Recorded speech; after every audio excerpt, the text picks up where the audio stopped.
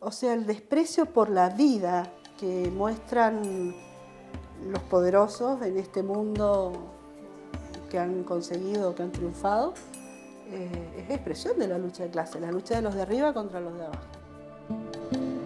La desvalorización del mundo humano crece en razón directa de la valorización del mundo de las cosas.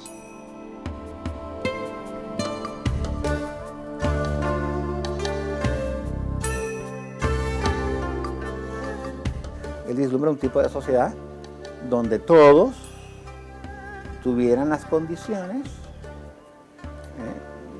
de poder desarrollar libremente su personalidad, y donde ya no hubiera opresores ni oprimidos, o dominadores ni dominados, donde no hubiera exclusiones. La revolución industrial que inició en 1750 fue marcada por el surgimiento y desarrollo de la mecanización de la industria textilera y el desarrollo de los procesos en hierro. La expansión del sistema de transporte y comunicación cobró fuerza con el nacimiento del ferrocarril y la máquina de vapor. Todo esto trajo consigo grandes transformaciones sociales y económicas en toda Europa.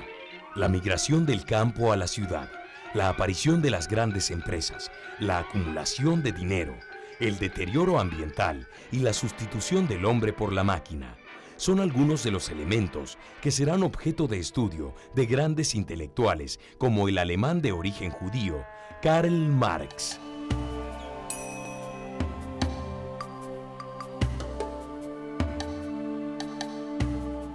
Marx no es así alguien que usted pueda meter dentro de las academias en un cajoncito, ¿no? Y decir, era un economista, era un sociólogo, era un filósofo, era un político, era todo eso junto en una sola persona y mucho más.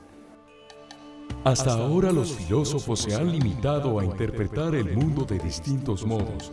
De lo que se trata ahora es de transformarlo. Yo creo que Marx no hay que estudiarlo como un Marx o una palabra o una teoría muerta. Una teoría que algunos piensan si servía para analizar Inglaterra de hace 140 años. No, Marx, la palabra de Marx, las predicciones de Marx y el pensamiento de Marx están ahora más vivos que nunca y nos ayudan realmente para conocer mejor esta realidad. Marx analizó los acontecimientos y cambios que se dieron en la sociedad de su tiempo. Sus escritos tenían como finalidad una transformación práctica y política del individuo en su forma individual y colectiva. La mercancía como producto de intercambio, el proceso de trabajo, la transformación del dinero, el salario, la plusvalía, entre otros postulados económicos, fueron desarrollados por Marx en su obra El Capital. Marx planteó muy claramente que en una economía capitalista, si esta economía capitalista debía funcionar correctamente, el trabajador debía de ser cubierto en el proceso de la producción, sus necesidades debían de ser cubiertas, ¿verdad? El valor, lo que se conoce como el valor de la fuerza de trabajo, debía de ser cubierto a través de la remuneración. Es decir, el trabajador tenía que tener la capacidad con su salario, ¿verdad?, de poder llenar las necesidades resultantes del desgaste en el proceso de producción. Para este pensador, los bienes de producción y los bienes de consumo de una sociedad son los que van a determinar la forma en que piensan y actúan los individuos. En este sentido, son las fuerzas económicas las que han creado cambios materiales en cada uno de los estadios de la historia.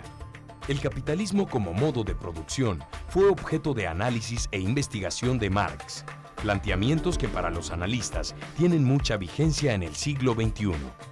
Entonces, hablar del mercado en el contexto de la economía capitalista es hablar de permitir que el capital acumule permanentemente a través de la explotación del trabajador y a través de la competencia y de los resultados que obtiene la competencia en el mercado. Precisamente en ese proceso de competencia, aislados unos de otros, ¿verdad?, compitiendo, tratando de destrozarse entre ellos, se genera un proceso totalmente anárquico, desempleo, miseria, pobreza. Mientras más se incrementa el proceso de acumulación de capital, mientras más aumenta la riqueza, la productividad del trabajo, mientras más aumenta el progreso de la sociedad, paralelamente se va creando más pobreza, más exclusión y más marginación.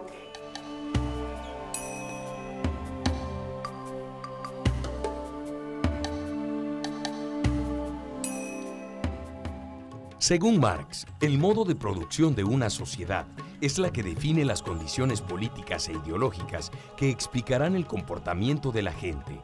En ese marco, planteó la división de clases sociales, dominantes y dominados.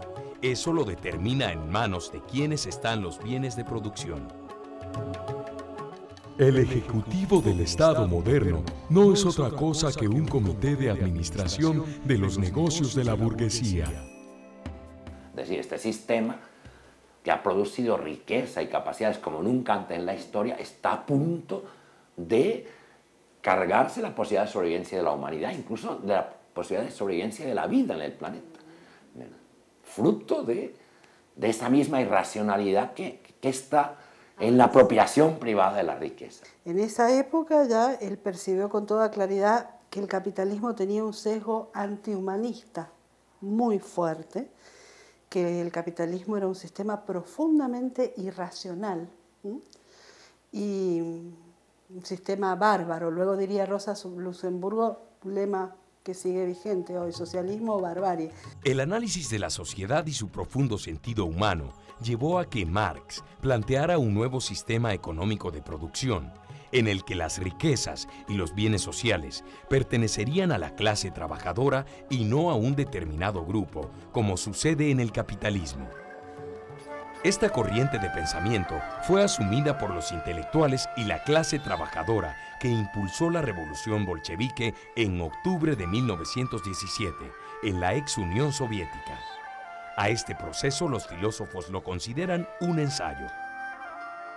Hay intentos de llevar a la práctica, ¿no?, esas ideas, no de Marx solamente, del socialismo, porque ese es otro problema. Marx no inventó el socialismo ni el comunismo, eso existía antes que Marx. Incluso la palabra es de origen cristiano, de las comunidades anabaptistas, la palabra comunismo, ¿no? Y el socialismo existe prácticamente como ideología y como concepción desde que aparece el capitalismo. Desde que aparece, cuando Tomás Moro está criticando, ¿no?, la forma despiadada en que se trata a los campesinos en la política de los realengos de Enrique VIII, allá en el siglo XVI, ya está hablando de una sociedad más justa. Que mientras el capitalismo se basa en una serie de características humanas que son más bien vicios a superar, como el individualismo, el egoísmo, la codicia, el afán de lucro, de acaparar. En cambio, el socialismo se basa en ideales de cómo el ser humano debería ser, y por lo tanto tiene mayor altura ética. El obrero tiene más necesidad de respeto que de pan. El marxismo, como pensamiento filosófico con visión dialéctico-materialista del mundo, ve al sujeto como gestor de transformación de la realidad en que vive. En ese sentido, la ideología marxista ha tenido impacto en el mundo. China dio paso a una revolución, Vietnam, Corea del Norte y Cuba en América. La Revolución Cubana comienza como un proyecto democrático, antiimperialista, antidictatorial contra un tirano que asesinó 20.000 jóvenes, 20.000 jóvenes, ¿entiendes? De una forma despótica y apoyado por el gobierno de los Estados Unidos.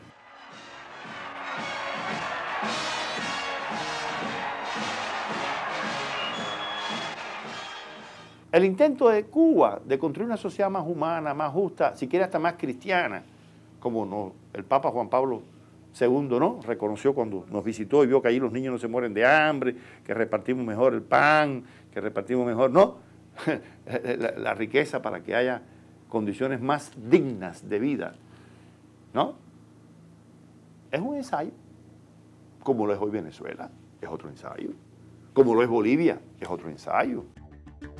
Carlos Marx estudió en las universidades de Bonn, Berlín y Jena, donde obtuvo un doctorado en filosofía. Durante algún tiempo trabajó como profesor y periodista, incluso fundó y dirigió varias revistas. Marx fue un crítico de la realidad de su tiempo. Esto lo llevó incluso a emigrar contra su voluntad a Francia, Bélgica y radicarse definitivamente en Londres. Es decir, el marxismo, de ser una teoría, pasa a ser un movimiento político, práctico, histórico, ¿verdad? En buena medida porque se dio algo que estaba Marx planteando en unos manuscritos que no eran para publicación, en unos manuscritos sobre Feuerbach, que él plantea de que la filosofía se enraiza en las masas, en el proletariado. Yo creo que por marxismo hay que entender un legado filosófico fundamental para la comprensión de la sociedad actual y para la transformación de la sociedad actual, que incluye a su fundador y a todos los marxistas posteriores. Los aportes intelectuales de Marx han sido considerados en la historia como trascendentales para poder comprender las sociedades y la política, pues además de economista y político, fue sociólogo e historiador. Su principal obra, El Capital, cumplió en el año 2007 140 años de haberse publicado el primer tomo. Los analistas consideran que es el momento de hacer una nueva lectura de estas obras. Cualquier gran teoría, ¿verdad?, que tiene incluso elementos de doctrina política, como puede ser el marxismo o puede ser el liberalismo, ¿verdad?, y el neoliberalismo, marca como un horizonte, ¿verdad?, algo que está como meta en la lejanía, algo que si se quiere se puede llamar utopía. Es imposible entender la realidad latinoamericana ignorando el papel del factor económico que determina en última instancia las relaciones políticas y sociales en general de la sociedad civil. Y es un descubrimiento de Marx. La lucha de clases y las desigualdades sociales han ido planteando con el pasar de los años una lucha ideológica de 4 corrientes de pensamiento. La conservadora, que intenta mantener las cosas sin ninguna alteración. La liberal, que habla de libertad, fraternidad, sin cambiar el orden. La anarquista, que asume una postura de negación y de toda institucionalidad. Y la socialista, que pretende superar al capitalismo, pero a través del control consciente de las relaciones de producción y de una distribución más equitativa de la riqueza. Este planteamiento ha sido retomado en los últimos años en Venezuela, en donde se habla de un socialismo del siglo XXI, y por los zapatistas de Chiapas, quienes hablan de una sociedad en la que quepan todos. La democracia no funciona. ¿Por qué? Porque es la voluntad de la mayoría. No, es que esto es una dictadura. Pues sí, es la dictadura de la mayoría, ¿verdad? El problema es que ya no han podido mantener por más tiempo aquello de que los pobres voten por los ricos. Llegó un momento que en Venezuela la gente abrió los ojos. Sino que quiere ser un tipo de socialismo, ¿verdad?, distinto, ¿verdad? Pero claro, ese tipo de socialismo requiere, de alguna forma, enfrentar los poderes económicos.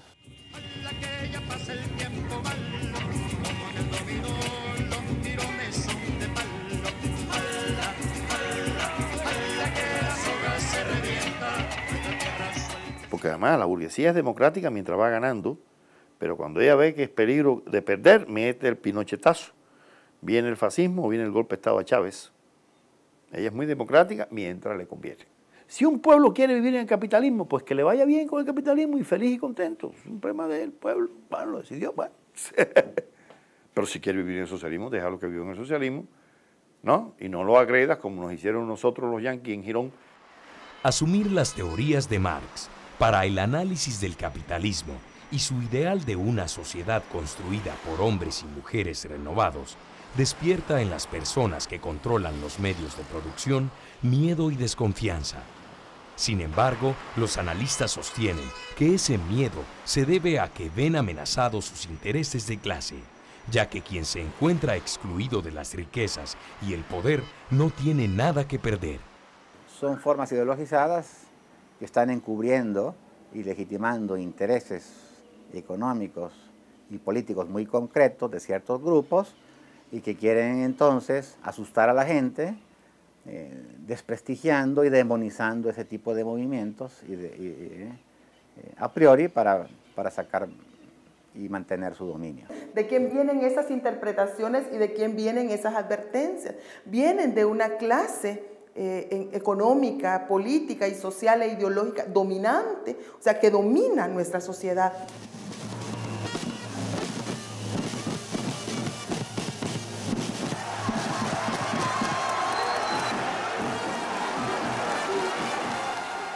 Lo mismo pasó en Venezuela. La gente se cansó de tanta corrupción, de que un país con tanto petróleo, ¿cómo va a ser eso? Un país tan rico desde el punto de vista, ¿no? Y que la gente cuando iban al hospital tenían que llevar el ataúd ya preparado porque iban casi directos, ¿no?, para el cementerio. Y no son anécdotas aisladas, porque los niveles de salud estaban en el piso en ese país antes del gobierno de Chávez. ¿Así? Entonces llega un momento, ¿no?, en que los países se cansan y empiezan a buscar opciones.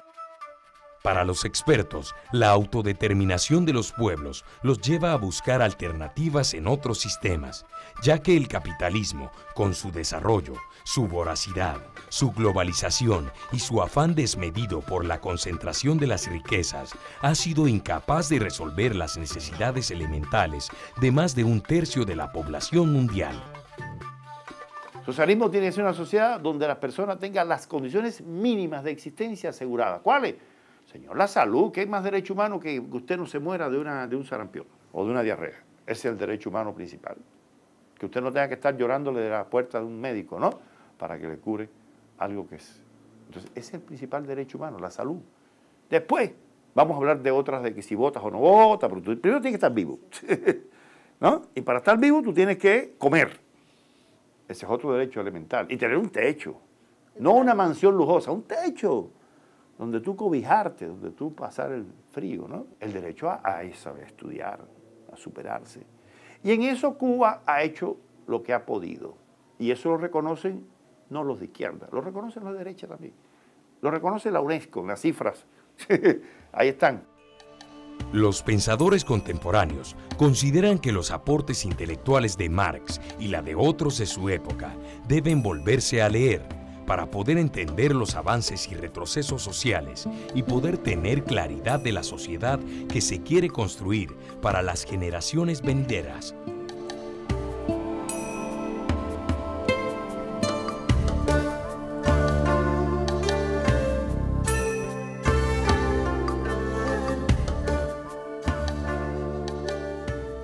La manera como se presentan las cosas no es la manera como son, ya que si la esencia de las cosas coincidiera con su apariencia, no habría necesidad de ciencia.